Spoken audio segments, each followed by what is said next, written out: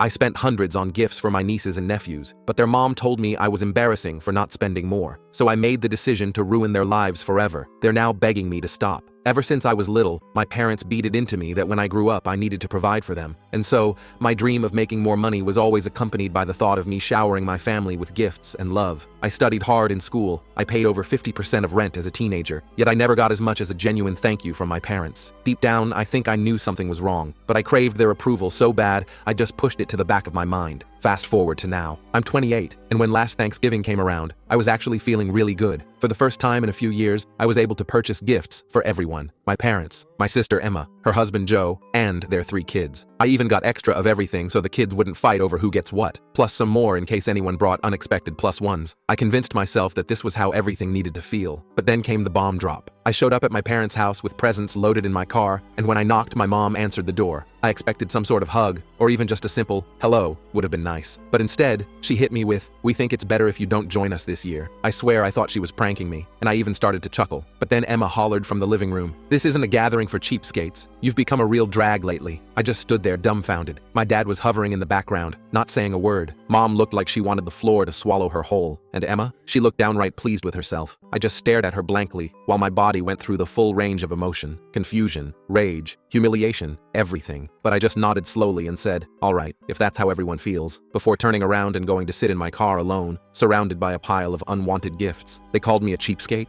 A drag? Where was this coming from? An awful gut feeling washed over me, and I had this nagging feeling that somehow Emma was behind all this, except I couldn't figure out why. So I did what I always do in these types of situations, and asked myself if I was my own brother-in-law, what I am to Emma. Would I appreciate myself? My head instantly flooded with memories of helping with their kids' extracurricular fees, chipping in for their vacation fund when money got tight, and even covering part of their down payment when they bought their house. This left me with a clear answer. Hell yeah, I would appreciate myself. It was at this moment that I allowed myself to get angry. Like, really angry. Enough to decide this wasn't ending here, and enough to march back up to their front door. They were still there, my parents whispering to each other like they were surprised I hadn't just driven away, and Emma sprawled on the sofa, scrolling through TikTok with the volume on full blast. I walked straight in. What's going on here? Why am I suddenly unwelcome? Emma smirked without even looking up from her phone. You think we haven't noticed that you've been slacking lately? Even the kids know they've barely gotten anything from you in months. Honestly, I would have rathered that she slapped me in the face rather than spew that bullcrap, and I couldn't help but raise my voice. Are you kidding me? I have hundreds of dollars worth of presents for your kids sitting in my car, right? But she interrupted. I don't want to hear it. A few years ago when they were born, you did way more. It's honestly embarrassing. I turned to my parents, expecting some kind of intervention or support. Instead, Mom gave me this awkward half smile and said, she's got a point, honey. You just leased that new truck. You found money for that. For a moment, I was speechless. The truck is financed, I replied, forcing myself to calm down. And even if I paid cash, how does that suddenly make me responsible for Emma's family? They're not even my child. You make twice what Joe does, Emma interrupted again, while lounging back like we were discussing the weather. We're family. Family helps each other. I glanced at Joe, who was sitting silently in the corner. So let me get this straight, I said. Because I've been generous in the past, I'm now obligated to keep giving forever? And if I don't, I'm a cheapskate? Emma shrugged. If that's how you want to see it, well, that was my breaking point. I took a step back and shook my head. You know what? You're right. I don't belong here. I looked at my parents. Enjoy your Thanksgiving. I walked out without waiting for a response. The drive home was tense, my knuckles white on the steering wheel. I almost wanted to believe I was the villain here. Like, there was no way I'm just suddenly not welcome at Thanksgiving anymore, all because I haven't given enough. When I got home, I sat in my driveway for a long time, just staring at the gifts that I spent hours wrapping, because those bags of gifts made me feel sick now. The more I thought about it, the clearer everything became. It had been building for years. Thanksgiving was just the breaking point. Emma had always leaned on me financially. When she and Joe first got married, they struggled with money. Joe bounced between jobs, and Emma's part-time work barely covered basics. I stepped in to help, thinking it would be temporary. A few hundred here, 1,000 there, but temporary turned into years. But I guess in a way, it really was all my fault. I made it too easy for Emma to depend on me, and somewhere along the way, I made a monster. And tonight was my wake-up call. I knew I had a decision to make. After some careful thinking, I realized there was only one solution. No more rescuing Emma and Joe. No more endless gifts to compensate for their financial irresponsibility. I was done. If they wanted their kids to have the things I'd been providing,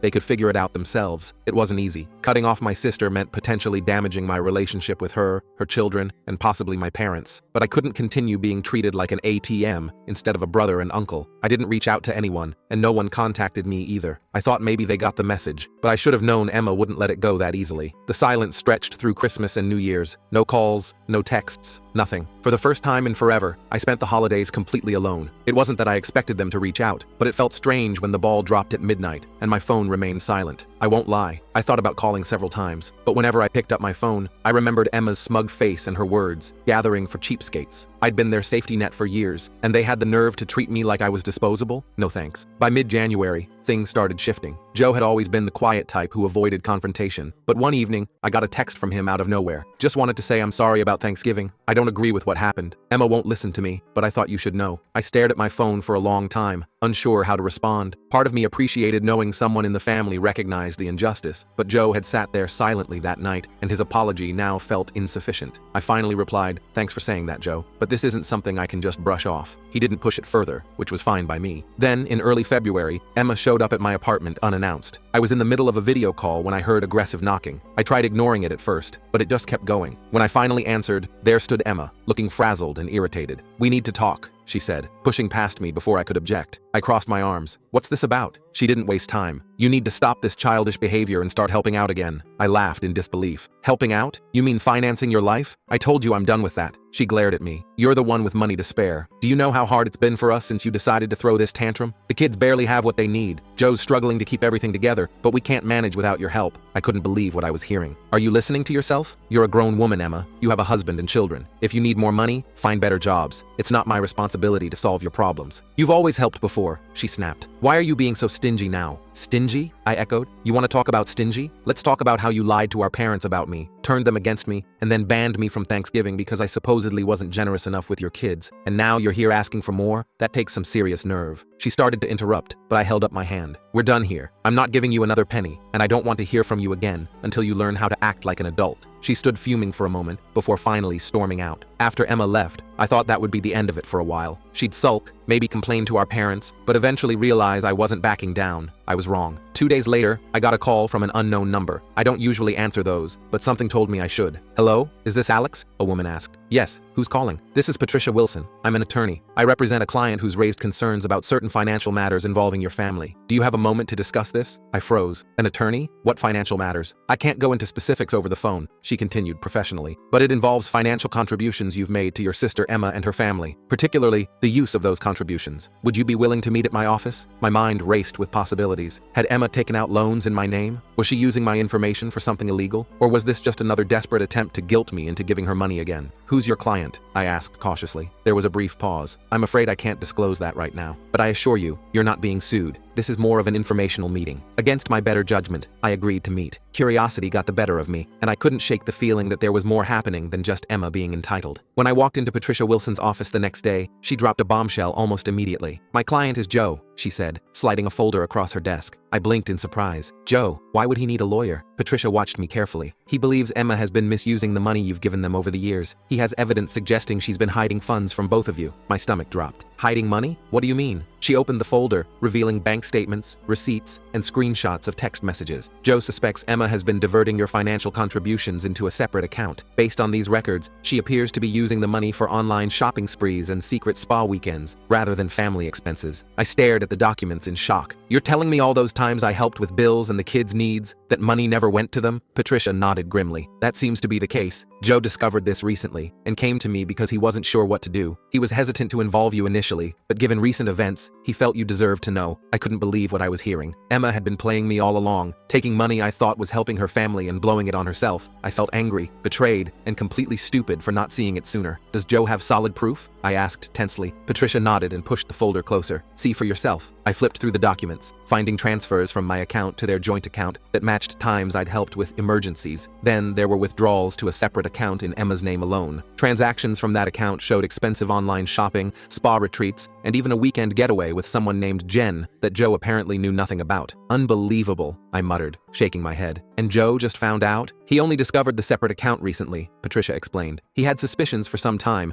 but didn't have access to her private banking information until he accidentally opened mail addressed to her. That's when he contacted me." I sat back, trying to process everything. Does he want me to do something? Press charges? Patricia shook her head. Not at this stage. He's more concerned about protecting himself and the children, but he wanted you to know in case Emma tries to manipulate you further. I laughed bitterly. Well, she already tried. She showed up at my place demanding I start helping again. Patricia nodded knowingly. That aligns with what Joe told me. It seems Emma is feeling the pressure now that your financial support has stopped. She may be in deeper trouble than Joe realizes. I stared at the folder, my thoughts racing. Part of me wanted to confront Emma immediately, but another part knew that would only satisfy her need for attention. Instead, I asked, "What's Joe planning to do?" Patricia hesitated before answering. He's weighing his options. He wants to ensure he and the children are protected, both financially and otherwise. If Emma's behavior escalates, he may file for separation. That hit me harder than expected. Joe had always seemed like the quiet, loyal type who'd stick with Emma through anything. If even he was considering walking away, things must be worse than I imagined. I called Joe that night. Our conversation was awkward at first, but it quickly turned into something deeper. I should have said something that day at your parents', he admitted. I've never been good at standing up to Emma, but that's no excuse. Why now? I asked. Why come forward about the money after all this time? There was a long pause before he answered. The kids deserve better than this. I deserve better. And honestly, so do you after everything you've done for us. Whatever you decide to do next, you have my support, I told him. Thank you, he replied quietly. And I'm truly sorry about Thanksgiving. You didn't deserve any of that. We talked for a while longer, and when we hung up, I felt an unexpected sense of peace. Emma had burned her bridge with me, but Joe and the kids, they weren't my enemies. And if he was brave enough to stand up to her, I wouldn't hold a grudge against him. Still, I couldn't shake the feeling that Emma wasn't done causing trouble. A few weeks later, I received a text from Joe. We're leaving this weekend. I called him immediately, and he explained that he and the kids were moving to his parents' place in another state. While Emma was visiting a friend, which I now suspected was code for another shopping spree, he was packing their essential belongings and taking the kids. He didn't want Emma to know where they were going until he had legal protection in place. I just can't keep pretending everything is normal, he said quietly. The kids see more than we think. What about moving expenses and getting set up? I asked, genuinely concerned about their well-being. There was a pause before he reluctantly said, I was hoping you might help with that just until I get my first paycheck at the new job. I hate asking after everything. Say no more, I interrupted. I've got you covered. Just tell me what you need. I ended up helping Joe and the kids relocate, but for the first time in years, it didn't feel like I was being used. It felt like I was finally supporting something positive. Emma, predictably, went ballistic when she returned to find them gone. She called me screaming that I'd turned Joe against her and destroyed her family. I let her rant for a minute before calmly saying, maybe if you spent less time shopping and more time being a mother and wife, this wouldn't have happened. But hey, good luck with that. Then I hung up. Joe is doing well now. He's found a decent job, the kids are adjusting to their new school, and he's finally starting to regain his confidence. As for Emma, I hear she's still blaming everyone but herself. My parents finally learned the whole story and have apologized profusely for taking Emma's side at Thanksgiving. But honestly, I'm just happy to be free of the obligation. Some family relationships are worth saving. Others just drain you until there's nothing left.